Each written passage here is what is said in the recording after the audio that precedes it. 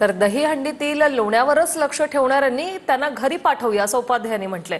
मुंबईच्या समृद्धीने कधी कलानगरचा उंबरठा ओलांडलाच नाही असं उपाध्याय म्हणतात। गोपाळ काल्याच्या शुभेच्छा देत केशव उपाध्ये यांची उपरोधिक पोस्ट। नेमकं काय म्हटलंय त्यांनी पाहूया ट्विटमध्ये। दहीहंडी जल्लोषात साजरी करूया, फक्त हंडीतील लोण्यावरच लक्ष ठेवणाऱ्यांना आता घरी पाठवूया। मुंबईची हंडी वर्षानुवर्षे उबाठावाले फोडत आले, खालच्या थराला सामान्य मुंबईकर पिचत होता। मुंबईकर कर भरत हंडी भरायचा, त्याच्या खांद्यावर चढलेल्या कृष्णाचं सोंग घेतलेला पेंद्या अलगद लोण्याचा मलिदा ओरपायचा।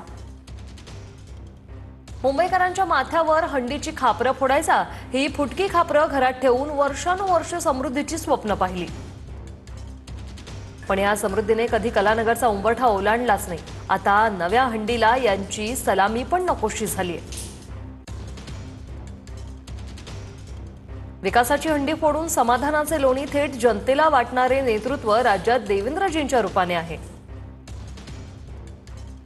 कृष्णाचं सोंग घेऊन कंसाचं काम करणाऱ्यांना आता कायमचं घरी बसवूया। गोपाळ काल्याच्या हार्दिक शुभेच्छा।